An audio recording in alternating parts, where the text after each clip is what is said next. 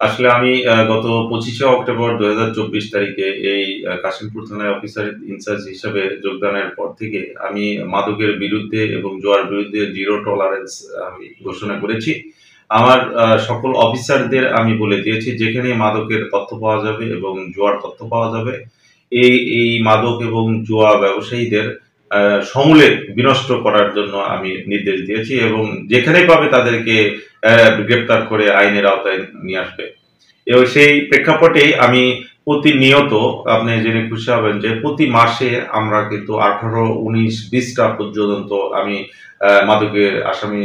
গ্রেপ্তার করে তাদের বিরুদ্ধে মামলা গ্রহণ করেছি। আসামি প্রায় প্রতি মাসে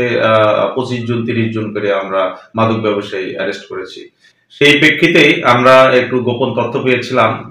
যে জিরানী বাজারস্থ সাথী গার্মেন্টসের পাশে কিছু মহিলা হকারের মাধ্যমে হকারি করে সেভাবে মাদক বিক্রি করতেছিল।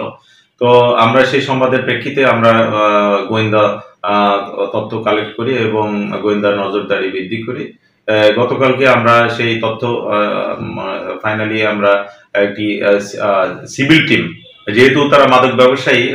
পুলিশের পোশাক পরিহিত অবস্থায় দেখলে তারা পালিয়ে যায়, এজন্য আমরা একটা সিভিল অফিসার এবং ফোর্সদের এবং নারী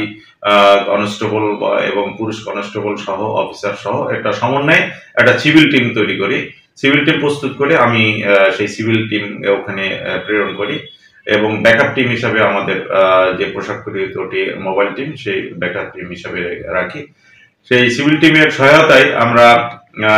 এই 4 জন এই যে ফেরি করে বিক্রি করে সেই মাদক ব্যবসায়ী নারী ব্যবসায়ীকে আমরা গ্রেপ্তার করতে সক্ষম হয়েছি এবং তাদের কাছ থেকে আমরা 1.5 কেজি পরিমাণ গাঁজা এবং 45 পিস ইয়াবা ট্যাবলেট এবং মাদক বিক্রিত 27,830 টাকা এবং তাদের ব্যবহৃত যে মাদক ব্যবসায়ের কাজে ব্যবহৃত 4টি মোবাইল ফোন আমরা উদ্ধার করি এবং জব্দ করি এবং তাদেরকে গ্রেপ্তার করে অনেক কষ্ট করে এই মহিলারা মানে খুবই ধূর্ত প্রকৃতির, তারা গ্রেপ্তার করার পরেও আমাদের পুলিশের সাথে খুবই খারাপ আচরণ করে এবং তাদেরকে মানে থানায় নিয়ে আসা, গাড়িতে উঠানো, থানায় নিয়ে আসা খুবই কষ্ট হয়েছে। তারপরেও আমরা তাদেরকে থানায় নিয়ে এসেছি এবং তাদের বিরুদ্ধে মাদক আইনে মামলা রুজু করি এবং আজকে সর্বশেষ আমরা